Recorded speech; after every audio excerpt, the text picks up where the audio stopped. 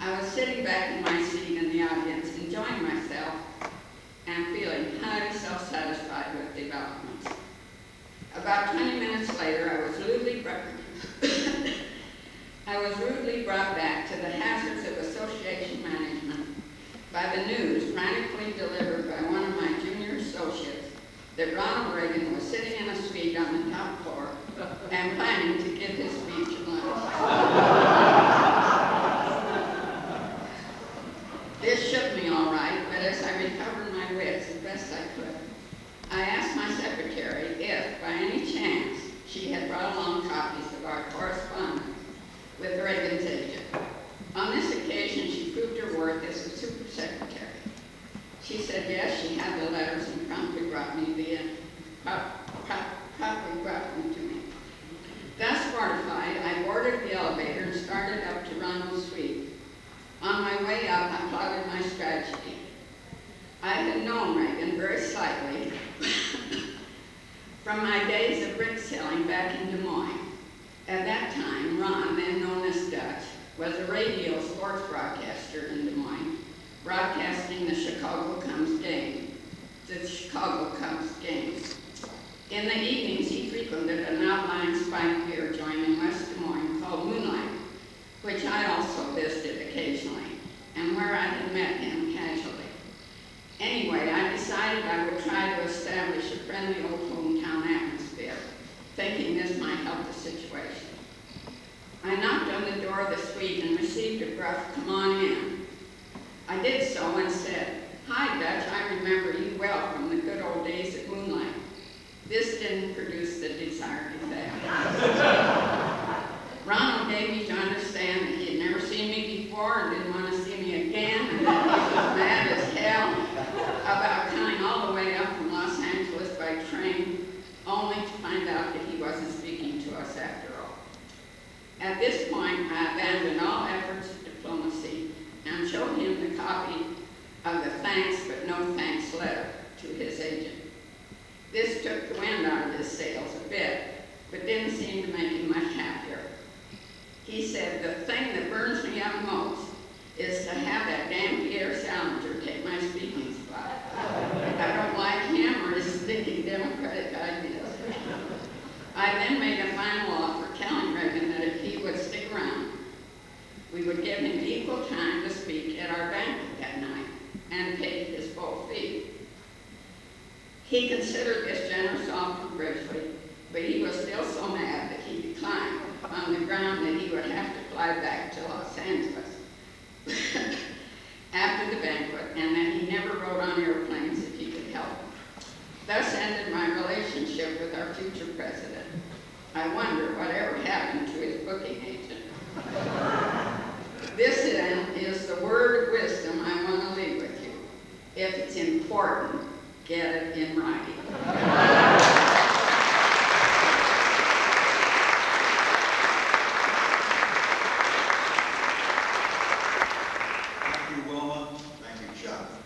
Here concludes the lessons. We realize we're well over time, but we must take the offering. So as we accept your offering this morning, a few of us have some old songs we remember from years ago.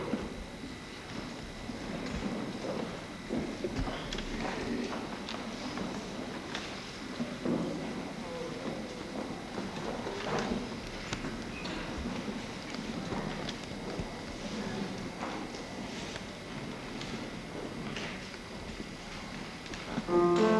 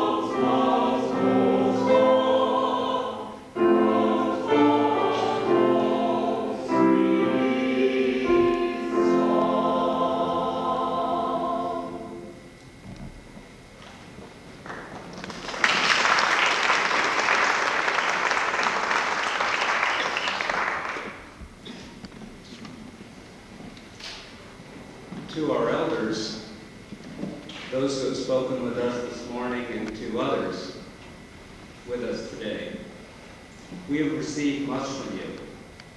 You have given us your wisdom, your stories of the past, your energy and hard work, your quiet, calm, for some, your gumption, your outspokenness.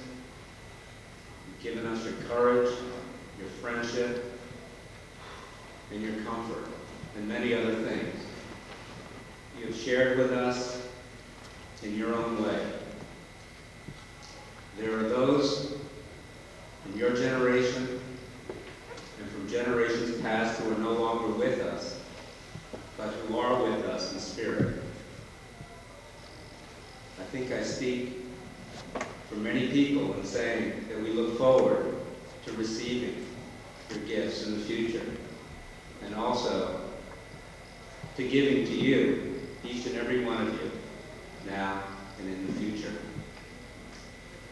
I'd like to ask the people who consider themselves elders, whether you're 70 and over or for any other reason, to please stand and allow us to give you two gifts: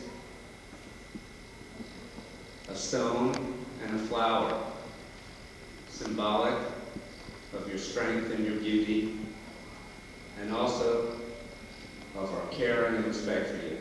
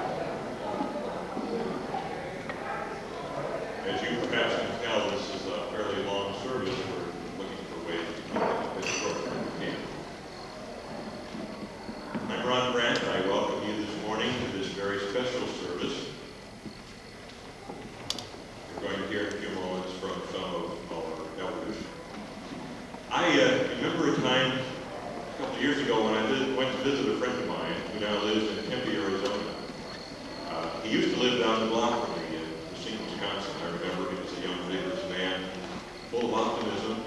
One of his favorite sayings was from the man who designed Lakeshore Drive in Chicago.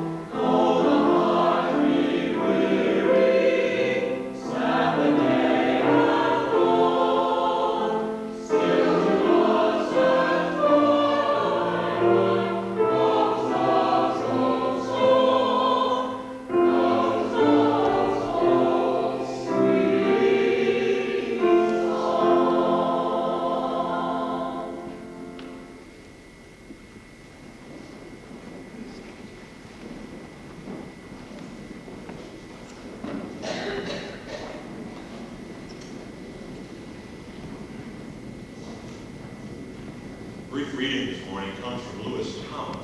The Sunday Services Committee held its planning session for this service, inspired by Pete Bloom and managed by Ron Brown.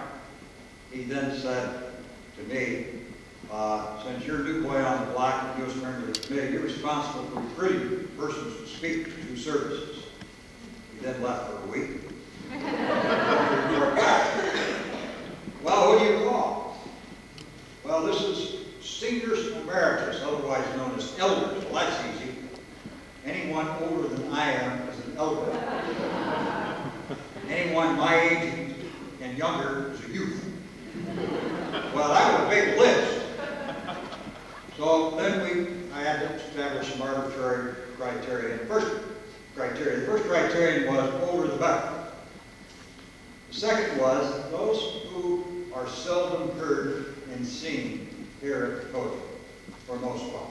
There are a couple of iconic exceptions you recognize them, but basically those who spread their net and do good works quietly in the background, influence gently, and whose voices are generally not heard. I got the list down pretty well. In the last, I noticed there were a lot of pairs, and it came to dawn on me the Unitarians tend to live with or marry people who are also talented as they are, and in the interest of fairness, it agreed there would only be one per household. So which one do you ask? Well, that was easy. First one to answer the telephone. And I threw the ball out. I said, you two decide to call me back. We still got a big list, too many, and we had to select gender balance and got a composite group. And the only solution is to do this again sometime next year. Enough prologue. On the program.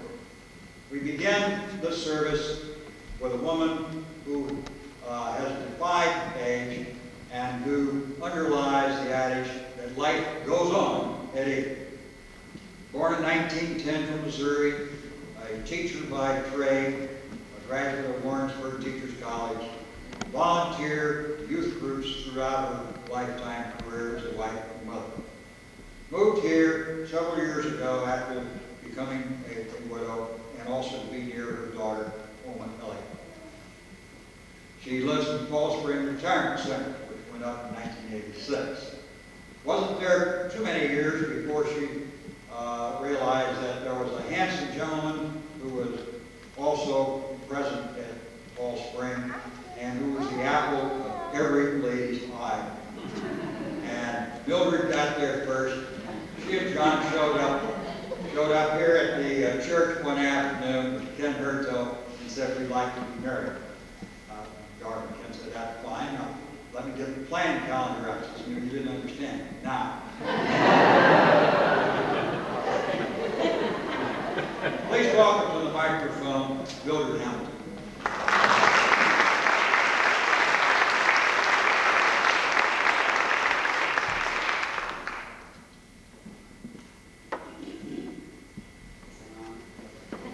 I'm sorry that I won't be able to stand.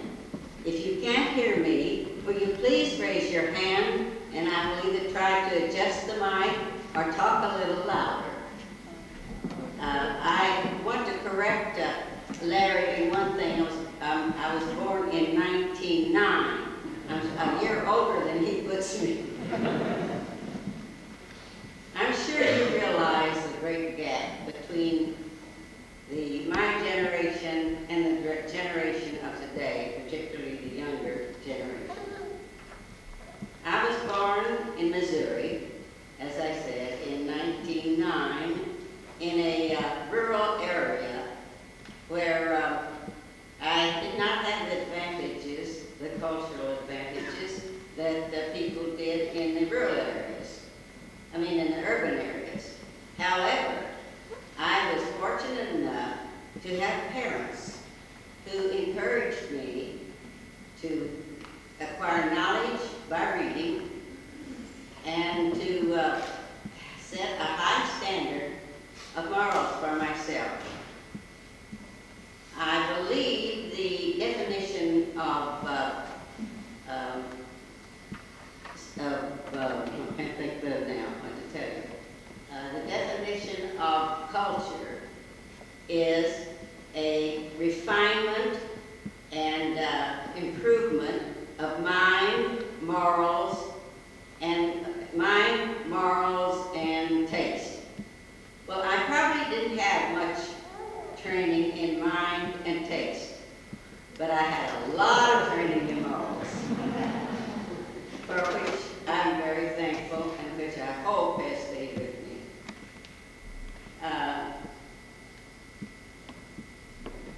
I have one brother and 3 sisters, and we all attended a high school, and then all attended a teacher's college, and all of us became teachers except one. Now, in Missouri, at that time, for about 3 years, I think it was, they offered a postgraduate teacher's training course. In other words, you could take it as a postgraduate course, which I did, and that entitled me to teach for 1 year. I taught school in a little country schoolhouse for 1 year. And then, in order to teach again, it was necessary that I get some college credit. So I went to this teacher's college. It was Warrensburg, Missouri. Some of you may have heard of it. And for 1 year, and got my certificate to teach another year. Now, this is what I continued to do until I had a lifetime teacher's certificate. And I taught a few years, and then when I was married, I didn't teach any longer, but I did volunteer work. I was a Girl Scout leader, and YWCA Girls Club leader, and various other organizations of young girls. I don't know why, but I didn't train boys, but anyway, it was an interesting experience.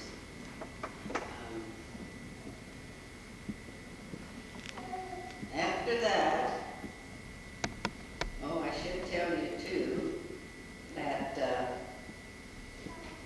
we put ourselves through college. In other words, we worked, and then we go to school maybe a year and wait and go again, with the little help that my parents were able to give me, or give us. At this time, most mothers did not work outside the home, which meant that my mother was able to give me a great deal of time and attention. And due to the many changes that have come about now, a lot of parents are not able to give the time and attention they would like to their children, but they don't have the time to spend.